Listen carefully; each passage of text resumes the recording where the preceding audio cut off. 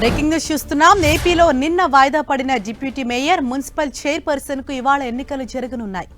నిన్న కోరం లేకపోవడంతో పలు చోట్ల ఎన్నిక వాయిదా పడింది. దీంతో ఇవాళ తిరుపతి డిప్యూటీ మేయర్ ఎన్నికకు ఓటింగ్ జరగనుంది. అటు నందిగామ, పాలకొండలో చైర్పర్సన్ ఎన్నికకు ఓటింగ్ నిర్వహించనున్నారు. ఇక తుని, పిడుగురాళ్లలో వైస్ చైర్పర్సన్ స్థానాలకు ఓటింగ్ జరగనుంది.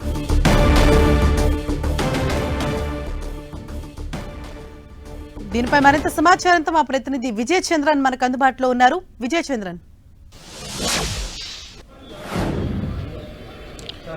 ఆంధ్రప్రదేశ్లో నిన్న జరిగినటువంటి మున్సిపల్ కార్పొరేషన్లు, తర్వాత మున్సిపాలిటీకి సంబంధించి మేయర్లు, డిప్యూటీ మేయర్లు, దానికి సంబంధించినటువంటి ఏదైతే కనుక ఎన్నిక ఏదైతే ఉందో పలు చోట్ల ఉద్రిక్తల కారణంగా అయితేనేమి, గొడవలు అయితేనేమి, పలువురు కిడ్నాప్ అయితేనేమి, వీటి నేపథ్యంలో కోరం లేక వాయిదా పడినటువంటి వాటికి ఈ రోజు ఎన్నికలు నిర్వహించనున్నారు. ఈ రోజు ఉదయం 11 గంటలకి ఈ ఎన్నికలు నిర్వహిస్తారు.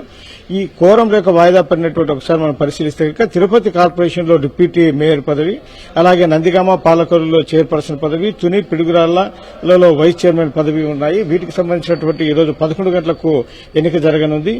ఈ నందిగామ మున్సిపల్ చైర్పర్సన్ ఎన్నిక అయితే కనుక దానికి సంబంధించినటువంటి అంటే ఒకవైపు ఎమ్మెల్యే, ఎంపీ మధ్య కొంత అభిప్రాయ భేదాలున్నాయి. ఎమ్మెల్యే తంగిరాల సౌమ్య అయితేనేమి, ఎంపీ కేశినేని చిన్ని, వీరిద్దరి మధ్య అభిప్రాయ భేదాలు. తమ వర్గానికి చెందినటువంటి అభ్యర్థికి కావాలని చెప్పి ఇద్దరు పట్టుపడుతున్నారు. ఎమ్మెల్యే సౌమ్య సత్యవతికి సపోర్ట్ చేస్తుండగా, స్వర్ణలత అనే వ్యక్తికి కేశినేని చిన్ని సపోర్ట్ చేస్తున్నారు. ఈ నేపథ్యంలో ఇద్దరి మధ్య కొంత అభిప్రాయ భేదాలున్నాయి. దీన్ని ఈ రోజు తెలుగుదేశం పార్టీ అధిష్టాన వర్గము దీని మీద చర్చించి నిర్ణయం తీసుకునే అవకాశం ఉంది. అయితే అధిష్టానం ఎవరైతే నిర్ణయిస్తారో వారిని కనుక ఫైనల్ అయ్యే అవకాశం ఉంది. తర్వాత ఈ తిరుపతికి సంబంధించి చూస్తే కనుక నిన్నటి నుంచి కూడాను అక్కడ పెద్ద ఎత్తున గొడవలు జరుగుతున్నాయి.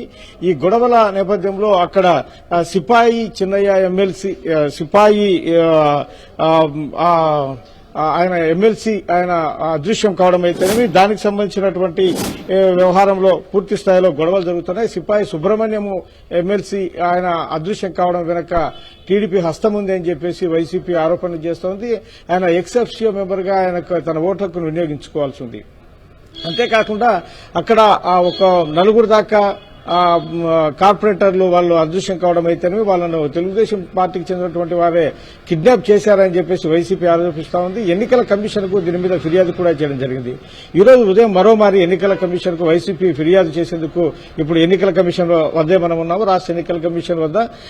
వాళ్ళు వచ్చి ఈ రోజు ఫిర్యాదు కూడా మరోమారి చేయనున్నారు. ఈ రోజు 11 గంటలకు చేసేటువంటి ఈ జరిగేటువంటి ఎన్నికలకు సంబంధించినటువంటి పూర్తి స్థాయిలో సమస్యలు లేకోకుండా అన్ని ప్రాంతాల్లో కూడాను పోలీస్ యంత్రాంగం అయితేనేమి, అధికార యంత్రాంగం కట్టుదిట్టమైనటువంటి బందోబస్తు చర్యలు తీసుకుంటా ఉంది. అయితే కొన్ని చోట్ల గొడవలు జరగడం అయితేనే, ప్రధానంగా తిరుపతిలో ఇళ్ల మీద దాడి, ఆస్తుల ధ్వంసము, ఇటువంటి వ్యవహారాలన్నింటి మీద చూస్తే కనుక అక్కడ వాహనాల మీద ధ్వంసం, ఇవన్నీ చూస్తే కనుక ఉద్రిక్త పరిస్థితి నెలకొని ఉన్నాయని చెప్పొచ్చు. ఈ నేపథ్యంలో చాలా వరకు చూస్తే కనుక మరి ఈ రోజు కూడా గొడవలు జరిగే అవకాశాలు అయితే ఎక్కువగా ఉన్నాయి అని చెప్పొచ్చు. Thank you Vijay Chandran.